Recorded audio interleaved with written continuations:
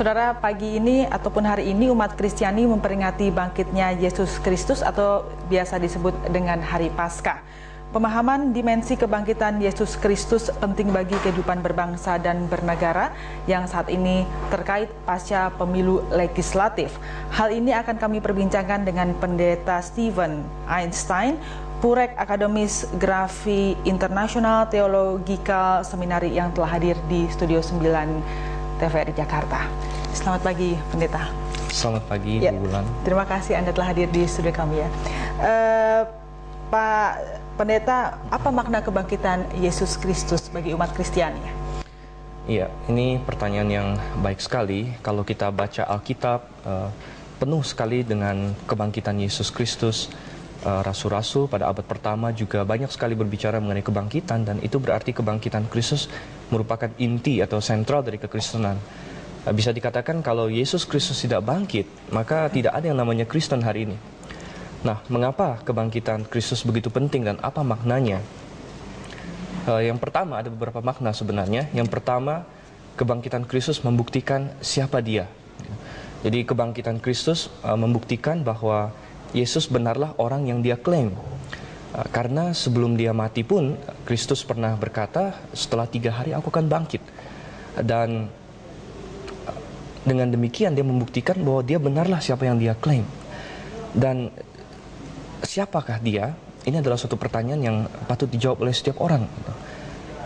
Sebenarnya hanya ada tiga pilihan mengenai siapa Yesus Kristus sebenarnya. Yesus Kristus mengklaim bahwa dirinya adalah Tuhan yang datang ya, untuk menyelamatkan manusia.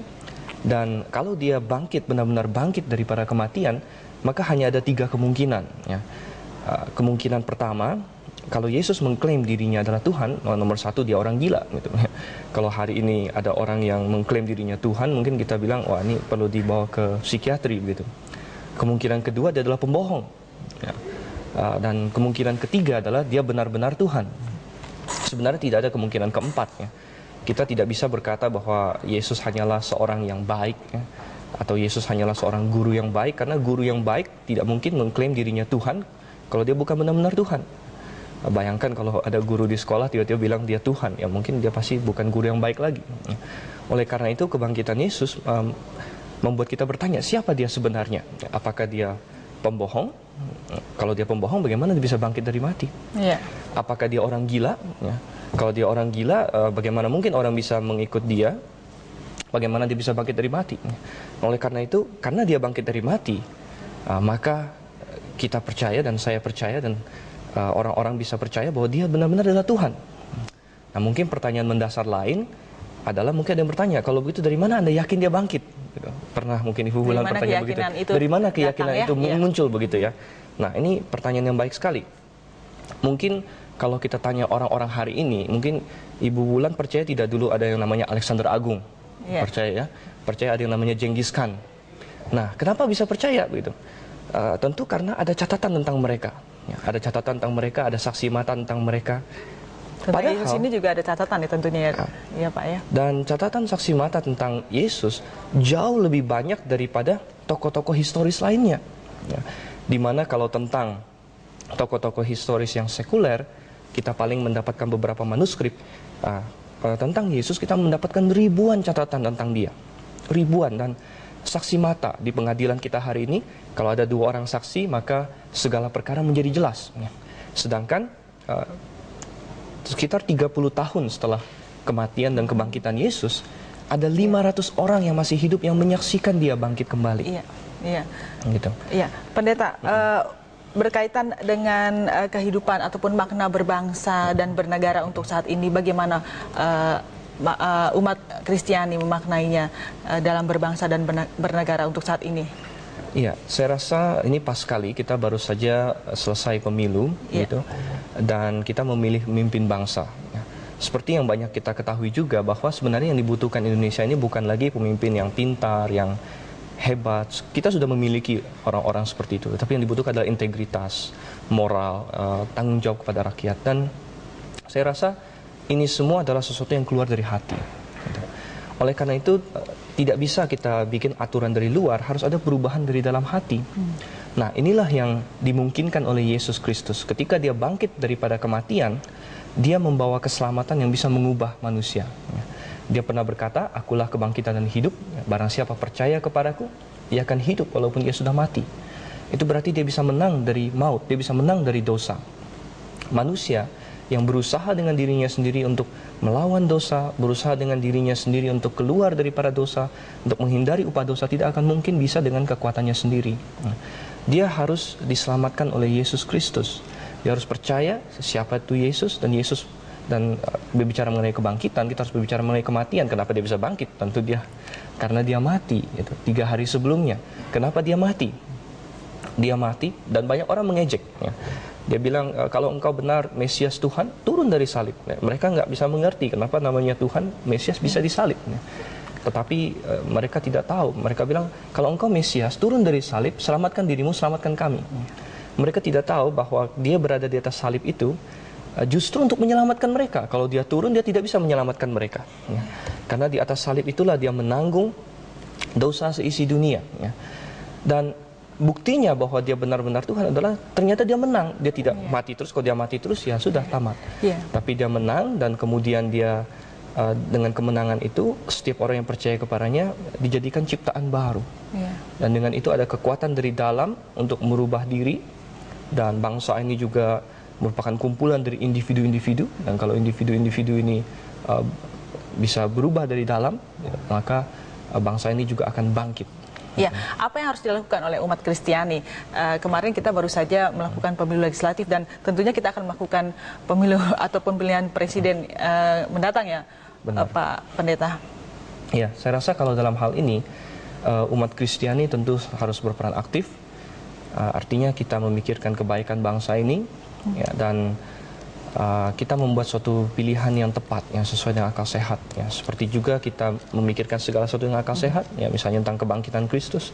Kenapa kita bisa percaya itu? Ada bukti-bukti yang kuat. Nah, demikian juga kita bawa ini ke kancah politik dalam pengertian bahwa kita lihat, ya, yang mana yang sesuai dengan undang-undang, yang mana yang sesuai dengan yang baik untuk kehidupan berbangsa dan bernegara kita ini. Ya, bagi Anda sendiri ataupun menurut Anda, umat Kristiani apa yang harus dilakukan untuk kelompok-kelompok yang kalah dalam pemilu kemarin? Iya, untuk kelompok-kelompok yang kalah tentu saja nomor satu harus belajar untuk menerima kekalahan. Terlalu banyak harus orang sportif menurut Anda? Ya, seperti itu? terlalu banyak orang sepertinya siap menang tapi tidak siap kalah. Gitu ya. Tetapi kita harus siap untuk kalah, siap untuk menang. Yang penting prosesnya fair. Itu yang harus dipastikan juga oleh baik itu para pengawas dan sebagainya. Mereka harus memastikan proses ini fair. Kalau memang fair, ya. Tapi kalau misalnya suara pemilih sudah tercapai sekian banyak, maka itu kita bisa terima semuanya. Iya, menurut Anda sendiri apabila ada yang tidak fair, tadi Anda katakan harus fair, ya. Apa sikap yang harus dilakukan? Kita harus berbenah, gitu. Harus berbenah, dan kita harus usut tentu yang tidak fair harus ditindak supaya tidak terjadi lagi. Misalnya ada usaha-usaha untuk membeli suara, memasukkan suara. Ini kalau yang begini harus ditangkap, ya. Harus kalau misalnya itu terjadi secara institusional, mungkin yang institusi yang melakukan itu harus dihukum, dan sebagainya. Intinya jangan sampai ini terjadi lagi supaya ada integritas. Apabila hal itu belum bisa tercapai, Anda sendiri sebagai umat Kristiani ataupun umat Kristiani yang ada di Indonesia harus melakukan apa? Apabila tadi Anda katakan itu belum fair dan semua ini belum tercapai sesuai dengan harapan. Ya, tentu kita tahu bahwa di dunia ini tidak ada yang sempurna, begitu. Oleh karena itu kita terus bekerja dan berdoa. Ya. Kita mendoakan, ya, umat Kristiani harus mendoakan bangsa ini supaya bangsa ini maju, dan supaya bangsa ini bisa bangkit, dan kita terus berusaha, ya, dan walaupun tidak fair atau kurang fair, bisa tidak katakan tidak fair, maksudnya masih ada banyak kekurangan lah. Tentu kita terus bukannya lalu angkat tangan lalu pergi, tapi kita justru terlibat di dalamnya untuk memperbaiki itu. Iya. Tadi Anda katakan bahwa makna daripada kebangkitan ataupun Paskah hari ini adalah pengorbanan daripada Yesus Kristus, dan kita baru saja melakukan pemilu legislatif, ya, Pak Pendeta. di mana juga ada sinyalemen bahwa elit politik berebut kekuasaan. Hal ini tentunya bertentangan sekali ya dengan apa yang dilakukan oleh Yesus Kristus beberapa ribu tahun yang lalu. Bagaimana menurut Anda sendiri? Iya, benar. Sebenarnya begini, sebenarnya kekuasaan manusia di muka bumi ini adalah istilahnya delegasi dari Tuhan. Ya. Tidak ada manusia yang bisa memerintah kalau bukan dia mendapatkan istilahnya delegasi kekuasaan dari Tuhan. Ya. Ketika Yesus Kristus diadili oleh Pilatus, Pilatus bertanya kepada Yesus, dia berkata, kenapa kamu diam saja? Tidak tahukah Anda bahwa saya punya kuasa untuk membebaskan atau menghukum Anda? Dan Yesus berkata, kamu tidak punya kuasa sedikit pun kalau bukan diberikan kepadamu dari atas. Ya. Nah, ini menandakan bahwa Yesus sebenarnya adalah pemegang kekuasaan sebenarnya. Dialah yang menentukan. Namun dia turun ke dunia, istilahnya mengosongkan diri, menghambakan diri. Ya. Nah, kita perlu belajar dari ini. Kenapa dia mengosongkan diri? Kenapa dia menghambakan diri? Untuk istilahnya untuk manusia. Ya. Kenapa dia perlu melakukan seperti itu? Ya. Karena manusia sudah berdosa. Dan dosa tidak bisa diselesaikan dengan perbuatan baik. Ya. Kalau misalnya orang hari ini mencuri, merampok, apalagi membunuh, memperkosa, ini semua adalah pelanggaran KUHP. Ya. Pelanggaran KUHP, nggak bisa si penjahat lalu berkata, Pak Hakim, saya nggak usah dihukum, saya berbuat baik, berbuat amal aja. Tentu nggak bisa. Ya. Oleh karena itu dia harus dihukum. Nah, dosa harus dihukum. Dan Yesus datang ke dalam dunia, ya, dia yang adalah penguasa tertinggi, dia mau merendahkan diri, datang ke dalam dunia, untuk apa? Untuk menanggung dosa itu. Dia mati, tapi dia tidak mati, dia bangkit kembali. Nah, dan setiap orang yang percaya kepadanya beroleh hidup yang kekal. Apa yang bisa kita pelajari dari ini semua? Betapa dia tidak mementingkan diri sendiri. Ya. Terlalu banyak orang hari ini yang ingin memperebutkan kekuasaan. Saya lihat trennya itu memperebutkan kekuasaan untuk diri sendiri. Ya. Dan saya jadi bertanya-tanya, mereka yang sudah menggelontor sekian M, bahkan sekian triliun mungkin untuk kampanye dan lain sebagainya, apa yang akan dia pikirkan kalau dia nanti naik gitu? Apakah pertama-tama yang dipikirkan adalah bagaimana uang saya kembali, ataukah dia benar-benar berpikir masalah istilahnya umatnya, rakyatnya? Artinya gitu. Sudah banyak mungkin juga tidak hanya umat Kristiani yang sudah mungkin juga umat ataupun dari agama lain sudah luntur dari hal-hal yang tadi Anda katakan. Bagaimana yang harus dilakukan, Pak Pendeta? Iya, kembali lagi kita harus mengerti semuanya dari sudut yang benar gitu. Banyak orang hidup beragama itu tidak mengerti apa yang dia lakukan. Ya. Bagaimana seharusnya jadi ya supaya orang beragama ataupun orang yang memeluk agama bisa memaknai arti apa agama yang dia peluk itu, Pak Pendeta? Iya, jadi nomor satu tentu semua orang harus berpikir dengan jernih. Istilahnya agama yang benar itu tidak mungkin bertentangan dengan akal sehat. Ya. Tidak mungkin memakai kekerasan. Hari ini terlalu banyak agama yang mengatasnamakan agama, berbuat kekerasan. Tapi agama yang benar tidak mungkin. Oleh karena itu kita harus memiliki satu sikap, itu mencari kebenaran. Tidak perlu pakai ngotot, tidak perlu pakai kekerasan, mencari kebenaran. Dan sudah kebenaran itu didapat, kebenaran itu diterima, kebenaran itu dipegang dengan sepenuhnya dan melakukan kebenaran itu. Ya, jadi kalau misalnya contoh saja kita menyelidiki ya, siapa sebenarnya Yesus Kristus ya. Nah, kalau kita selidiki dengan kepala dingin, tanpa usah pakai kekerasan, tanpa pakai ngotot, siapa dia sebenarnya? Ya? Apa memang dia sebagaimana dia klaim, Tuhan dan Juru Selamatnya? Nah, kalau memang benar itu, apa konsekuensinya?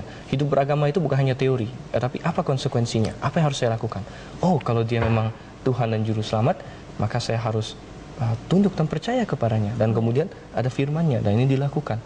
Nah, dijalani begitu ya. Begitu. Ya. Banyak kekerasan yang terjadi tadi seperti yang Anda katakan. Apakah memang ini artinya nilai keimanan seseorang sudah luntur atau memang seseorang itu harus lebih menjalaninya dengan sungguh-sungguh, Pak Pendeta? Iya, banyak kekerasan yang terjadi ini mungkin bisa banyak sebab ya. Yang nomor satu kita lihat bahwa jelas ya kalau Alkitab tidak pernah mengajarkan kekerasan ya. Alkitab tidak pernah mengajarkan kekerasan, malah Alkitab berkata kasihilah musuhmu ya. Tidak pernah dia menyuruh untuk menyerang orang yang berlainan, orang yang berseberangan, tidak pernah. Bahkan dikatakan kasihilah musuhmu, ya, berdoalah bagi mereka yang menganiaya kamu. Jadi kalau umat Kristiani sungguh-sungguh kembali kepada dasarnya, ya, dasar Alkitab, ya, dan dasar ini kan kita pakai istilah fondasi, gitu ya, fondasi yaitu Alkitab kita. Ya. Nah, oleh karena itu kembali kepada fondasi masing-masing apa? Ada orang punya fondasi keyakinan yang lain, gitu ya. Mungkin dia dikuasai oleh kebencian dan sebagainya. Dia dikuasai oleh ajaran-ajaran yang mengajak dia, wah pokoknya kalau yang lain harus dibasmi atau misalnya. Ini bukanlah fondasi Kristen. Ya, fondasi Kristen Alkitab adalah fondasi yang berkata Kristus bahkan telah mati untuk umat manusia. Ya. Bagaimana mungkin sebagai pengikut Kristus malah menyakiti manusia yang lain? Anda sendiri melihat kerukunan hidup antar umat beragama di Indonesia ini khususnya bagaimana, Pak Pendeta? Iya, kerukunan umat sebenarnya ada dua sisi yang bisa kita lihat, begitu ya. Di sisi yang pertama, Indonesia memang sebagai suatu negara yang beraneka ragam, jadi sangat berpotensi untuk menjadi suatu contoh yang sangat baik, begitu ya.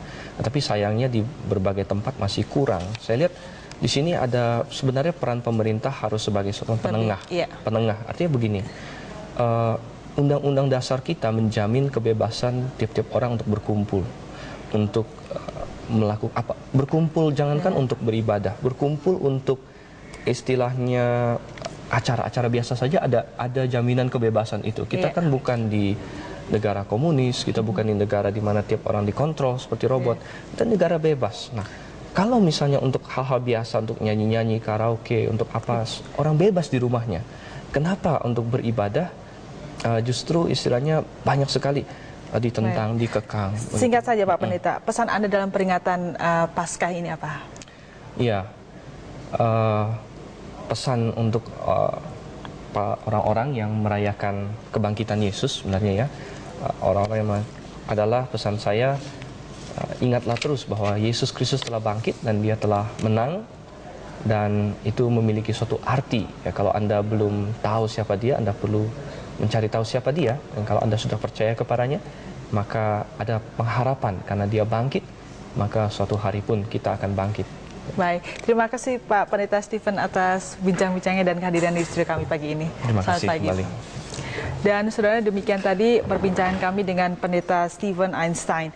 Dan informasi lainnya akan kami hadirkan usai pesan-pesan berikut ini. Tetaplah bersama Warta Nusantara.